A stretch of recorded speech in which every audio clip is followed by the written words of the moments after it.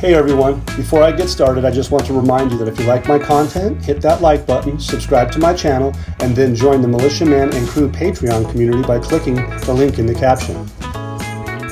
Hey, good evening everybody. Militia Man and Crew here. It's Friday and it is the 2nd of May. Beautiful day in the Northwest. It's almost 80 degrees for us. It's wonderful. Hey, there's been some really good news. There's a lot of chatter about certain topics. I think some people are worried, and rightfully so. There's things going on in the Middle East. There's things that are going on in the world, and the globe is interconnected, especially when it comes to finance, banking, and politics. So be careful on what you read. You got to remember, for Iraq, for instance, there's a lot of agendas being played out. Obviously, the neighbor is quite enthralled and intertwined into Iraq's politics and also into their banking and into their financial system. And one of the systems that they're definitely in deep in is the parallel market, smuggling currency. Got to remember things that go on behind the scenes and maybe you're not paying attention to, but a lot of the politicians have security. And some of that security is associated with certain factions. And some of those factions aren't necessarily so kind to the relationship between the United States and Iraq. So just keep that in mind, but that's not changed. It's been that way for the 15 years that I've been involved, but I know that's it's been part of their process for at least 20. But anyway, this article today is Iraq is poised to become a destination for major international investment companies. So even with the negativity that you see out there, and you see some of these political negative agendas going against the circumstances, even when it comes to the 2025 budget schedules, they paint a really bad picture. And so it is what it is. There's negative, the wheat from the chaff, but what we try to do here at Patreon with militiaman&crew.com, if you want to come in and join us if you haven't already. I know that there's many members out there that are just come in and get a few articles occasionally for free, but the value that we bring is really truly from the data that comes in, and Super Samson, our news hound, brings in daily, and the Discord chat room, which comes with a membership for free, it's a good bargain. So come in and check it out. But I still do my videos, and so you can still get information. But you can really know what you own by having that data in front of you and being able to get that analytical skills that I have, and then many people in our Patreon room have, and also in our Discord chat room. So anyway, Iraq is poised to become a destination for major international investment companies. International investment companies are not going to come in if there's no security, stability, and sustainability of that security and stability. So anyway, we talked about this on my last video, that they had 62 billion. I think today that they're talking about there's more like 88 billion. So that's a large chunk of change, and that isn't doing projects on Iraq's dime, that's on investors' dime. There's a big difference, you guys. So when you think about it and say, well, question, how are they doing all these projects at 1310? They're not. Investors are coming in because they know that there's going to be a change that's coming. That's my opinion, and I would suggest that anybody that thinks that someone putting up, or anyone collectively putting up $88 billion for investment in Iraq, wants that money to be secure, and they want it to be stable. They want it to be sustainable so that they can get an ROI, return on investment. So this guy, Garawi, he states that it's imperative to make Iraq an investment destination for major international companies, especially since it's well prepared for sustainable development and possesses the necessary components. He goes on and says that the massive scale of work in Iraq requires a massive local and international effort to enable it to fulfill the responsibilities entrusted to it. And it says, the possibility of achieving integration between local national efforts and international companies, I like that word, integration, that are specializing in various projects will enhance our national expertise, so they're going to learn from it, and it'll raise it to international standards in implementation. So it's going to raise it to the international standards when it's implemented. So I think this man's not wrong. I think there's going to be massive amounts of construction and reconstruction that's going to be going on and taking place. And effectively, Iraq has what is necessary. They have that security and stability and sustainability, and they've been hammering that home of late. And they have that assurances on a global level. And then here's another article. It's called The National Industry and the Private Sector Represent the Key to Revitalization of the Iraqi Economy. This gentleman's by the name of Batal al-Najm. He says, he affirms on Thursday, so that was yesterday, that the national industry and private sector represent the key to revitalizing the economy. He notes that the private sector employs large numbers of young people, and I've been bringing this up. I think the youth of the world should actually know that what's taking place. I think that we as adults should be passing this information on, especially when it's quality information and it's real. Because they're the ones, I read the news. What we get out of the news is effectively what is taking place. Now, they're not, all the articles aren't always right. I don't always get them right. I don't know if anybody ever does, because they mix, good, bad, and the ugly in it. But we do try to decipher that here at Patreon. Okay, so basically he goes on and says, this is proof that we have a conscientious and qualified youth. So they're talking about the people in the kids, the younger generation in Iraq. So we have a qualified youth who can contribute to the advancement of the industrial sector in Iraq. He says, in Iraq, there are more than 4 million employees, in addition to a huge number of graduates who have not found employment in the government sector. Therefore, the solution to providing decent job opportunities for Iraqi citizens is to move towards the private sector. I think we've already known all that. But what can it do? It can contribute to supporting the country's overall economy. He emphasized that industry is one of the real enablers for improving the economy and reducing independence on or dependence on oil. It says, during the past period, we have witnessed the award of investment contracts. We've seen nothing but evidence of that. And he says, and guess what? At the cost of the state is nothing. The investor brought the capital, like I let in with. It's basically stating that the state received its share in accordance with the law and logic. And it says, in general, there's no alternative to supporting the private sector, whether we like it or not.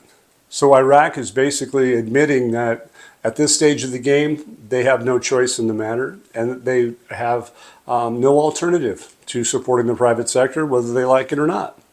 This gentleman goes on and says, I renew my support for the youth. Again, they're hammering home that they want the youth engaged.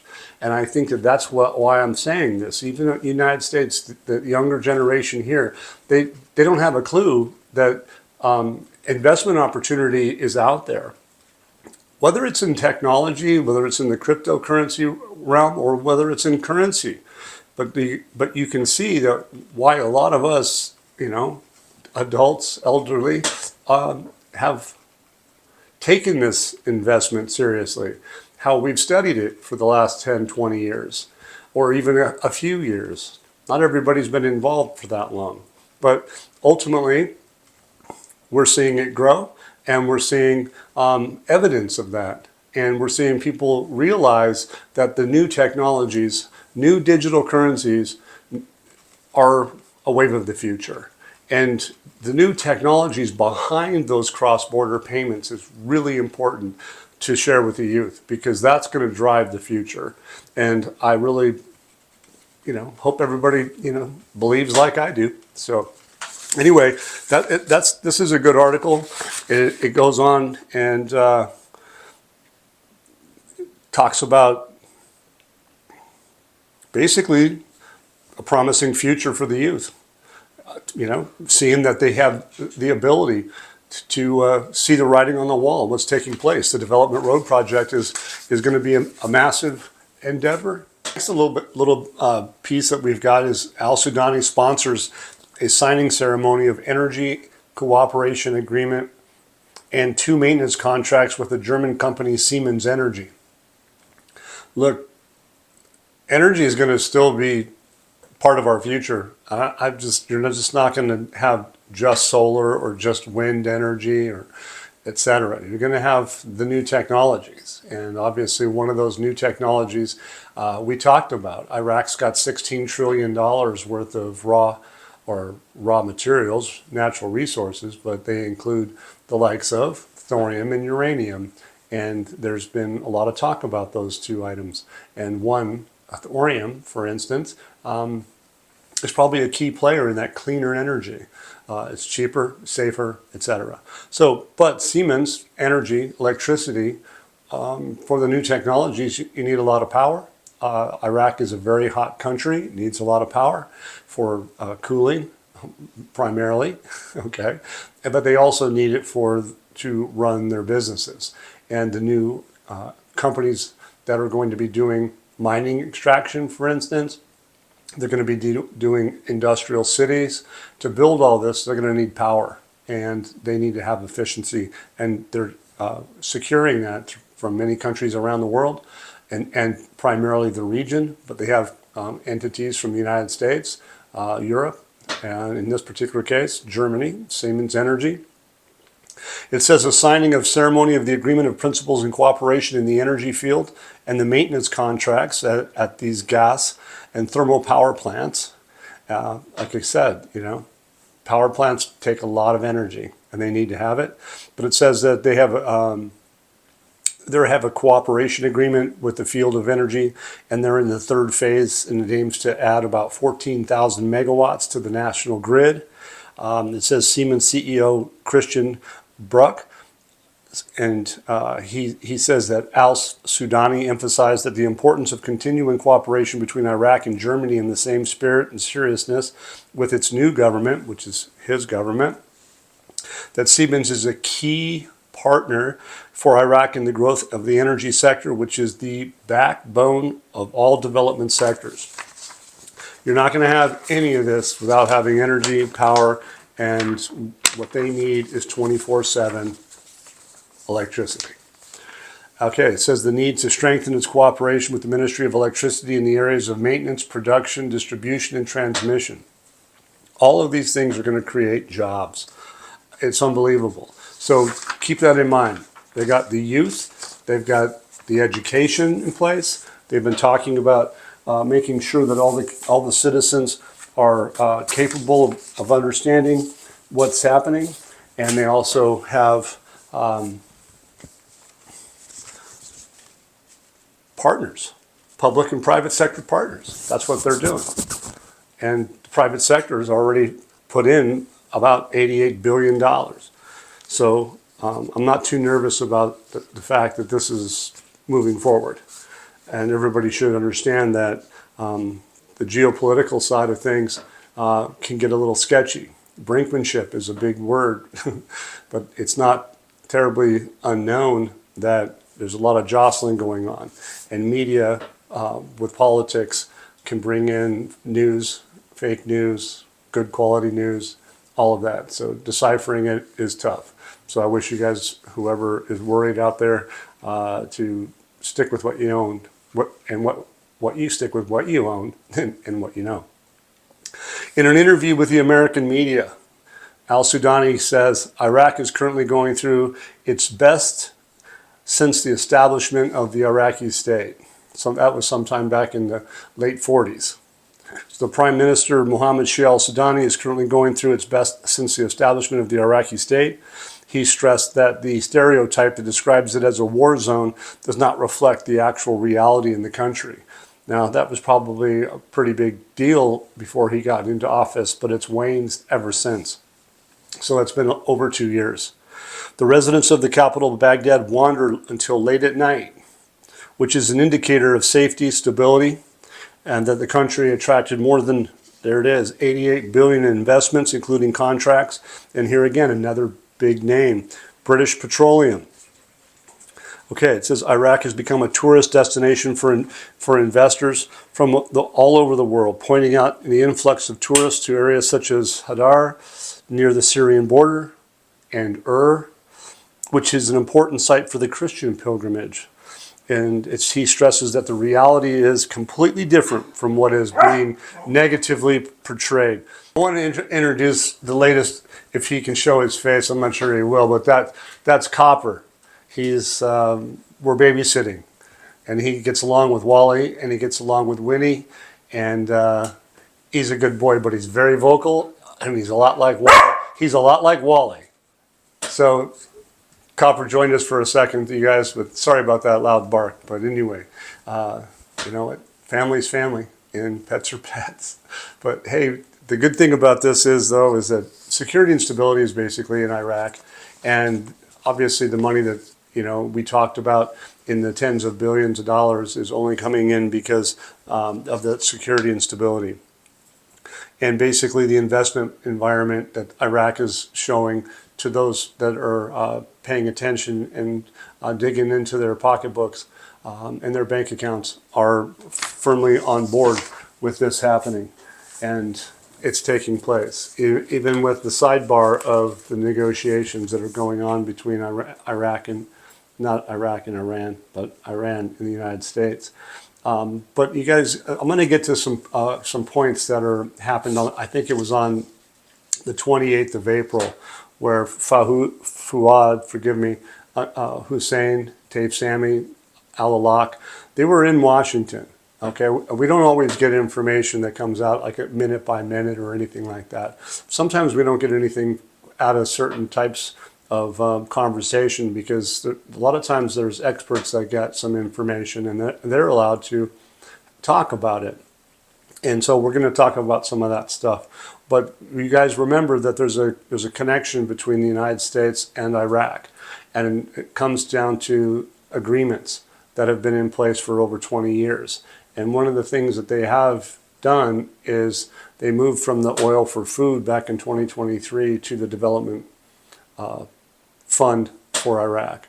And that is where the United States allows them to bank in the United States. I think it's at the U.S. Fed, New York, where their money's protected.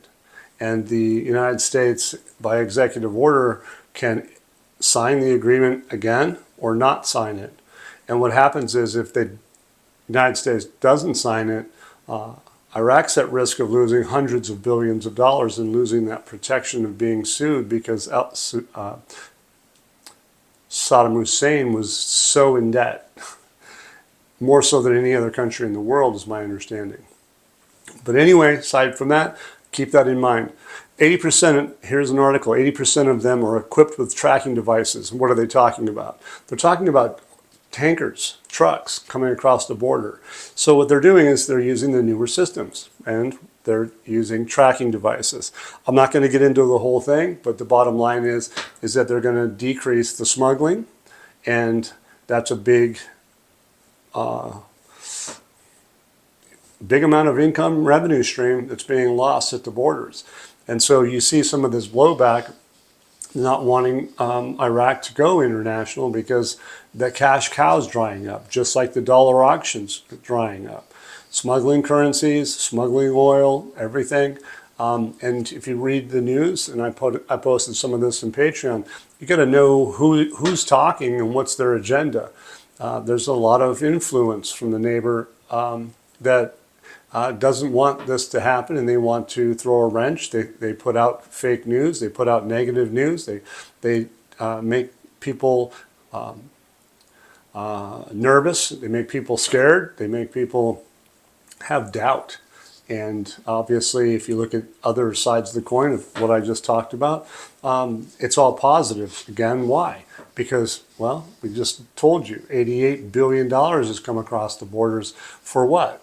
To take advantage of that security and stability and sustainability that Iraq has, and all that al-Sudani's done. So anyway, I have another article that says that the neighbor, Iran, it says, we are more determined than ever to reach a fair agreement. Well, optimism. We've seen that for the last week.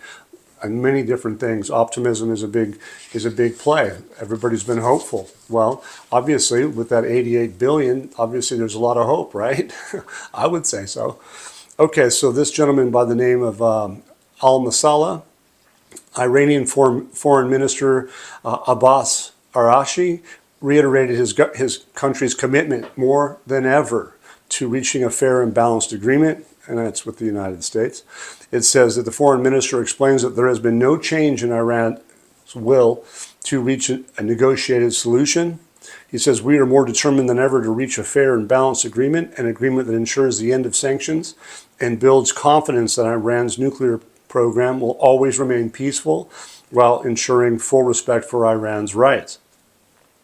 Obviously, it's all to be determined, but as of tomorrow, the 3rd, interestingly enough, they said they postponed this meeting, or suggested that. But here it says this comes as a round of negotiations scheduled for May 3rd between the United States and Iran has been postponed for logistical reasons. Okay, so it says that. But then I'm going to show you where there's another article that goes against that. So I'm going to say this. I personally don't know, based off the news, whether it truly has been postponed, if that was fake news or not. But here they bring it up, but there's an article that I'm going to get to, I believe, in here that's going to maybe counter that. So anyway, regardless of it, the optimism is there. That's the key point. Optimism is there. But he's saying that, stressing that the next date will be determined and announced after the two parties agree on it. Okay, so we're going to find out. We're going to see if that holds true. And again, if I think I do have it in here today, that they have an agreement. Sorry about the confusion, everybody, but I'm pretty sure I have it right. But obviously, when I talk about there's different opposing opinions and news out, it's important to know that, and you have to take in the good and the bad. But I'll get to the latter in a few minutes. It says preventing the closure of 69 banks with America, and they call it the red wax, or the red line maybe, but they call it the wax. Baghdad is not the capital of Iran. That's the opening line on this one. It came out on the 28th. And it says Baghdad is trying to rescue more than 30 banks from expected U.S. sanctions and convince Washington that Iraq is not Iran.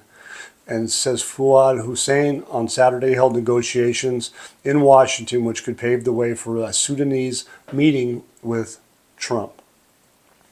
It says Hussein met with his American counterpart, Marco Rubio, in the first meeting of senior officials from the two countries since Donald Trump assumed his office in early 2025. It says, but there are other aspects of the foreign minister's visit that may have not been clearly announced related to politics and the economy. One of the head topics is protection of funds in banks. I think I let into this a little bit. This gentleman says who is a researcher and an academic speaking to a paper, says about the visit. It says that it coincides with an imminent end of the executive order issued by the U.S. president annually to protect Iraqi funds, which ends after mid-May. Well, it's not necessarily imminent if he signs it. But if he doesn't sign it, then obviously this guy will be right. But anyway, that ends after May. So the time and pressure on Iraq and securing their wealth, securing their ability to not have lawsuits is really a key component here. Okay, it says Iraq is very concerned. He says that Trump will not sign this executive order, and therefore Iraq loses its dollars in the Treasury, United States Treasury, as a result of their Treasury, and the result of cases that may be raised against Iraq, lawsuits. That's what he's talking about. So Iraq officially requested the renewal of this protection with the signature of the president. So they are really pushing for having it signed. This is a long article. I'm not going to get all to it, but the delegation traveled, and the Foreign Minister of Affairs was there. The Finance Minister, Taif Sami, was there. The Governor of the Central Bank of Iraq was there. And it says that Iraqi banks have been punished. So there was about 37 banks, and the number, according to the indicators, may rise to 69 banks. So if they have 37 banks that have been sanctioned, and they're going to go to 69, that's not going to leave much left. They talk about 4 to 6 banks. But basically one of the problems is what? Prepaid cards. They talked about MasterCard and Visa being postponed for a while, and they said that they would probably have it resolved by a lock before the end of May. I think that's an accurate statement. Okay. Basically, what is it from? It says they suggest that financial institutions have been smuggling dollars to Iran and have something to do with the salaries of these militias. They call it the crowd. And what are they using? They're using prepaid cards to do that. And the United States Treasury has found that the activity of those who circumvent U.S. sanctions is done through these cards. It goes on and says, it seems that Iraq wants as much as possible to want to be close to Washington. So Iraq wants, according to the head of the think tank that's talking about this, there is no integration between the Iranian file and the Iraqi file. They want to keep it separate. Baghdad wants to tell America to separate Iraq from Iran because Iraq is a sovereign and independent country, because all the indications coming from the Trump administration and his crew confirm that he does not separate Iraq from Iran. And basically the foreign minister wants to convey the desire of Shia al-Sudani to visit and meet with the United States. And it says this researcher believes that this visit may have significant results or may not have significant results, especially after U.S. Treasury statements which called for Iraq to be independent and sovereign free country, malign of activities. So it's like an unknown. So if you guys want to check this one out, I think I'll state this. You guys can do your research. It's called Preventing the Closure of 69 Banks with American Red Wax. Baghdad is not the capital of Iran. So take a look at that article, and then I'll let you guys decide. And lastly, on the same kind of topic, it says a nuclear agreement between Washington and Tehran could freeze the Iranian program for 25 years. And this was today. It says the agreement will freeze Iran's nuclear program for 25 years without completely dismantling it, stressing that Iran has expressed its willingness to expand international inspectors' access to its nuclear facilities. And basically it says Tehran is open to sending enriched uranium to Russia or even the United States. And basically it says here, this is the key part that I wasn't sure if I had printed yet, but here it is. The fourth round of U.S.-Iranian negotiations is scheduled to take place tomorrow, Saturday, in the capital of Rome with the mediation of the Sultanate of Oman. So they said it wasn't going to happen, and then today they say it is going to happen. And so do we know if it's going to happen yet? No, we're going to have to wait and see. But it's right here, black and white. Okay? And it also says that Washington described these meetings as serious and meaningful. Okay, so we're going to leave it at that. But thank you for being with me tonight, you guys. It's been great, and thank you for putting up with the new young man here, Copper. But anyway, if you like my content, hit the subscribe button and like. It's greatly appreciated that everybody does what they do. You guys know where the details are that help support, keep this channel going. So thank you very much. Have a great weekend. Once again, guys, don't forget to hit that like button if you like this content, subscribe to the channel, or join us at the Militia Man and Crew Patreon community for even more exclusive content. You can also donate to this channel by hitting the links in the banner to help keep this page up and running. Your generous support is greatly appreciated, as always. Much appreciated. Thank you so much, and have a great day.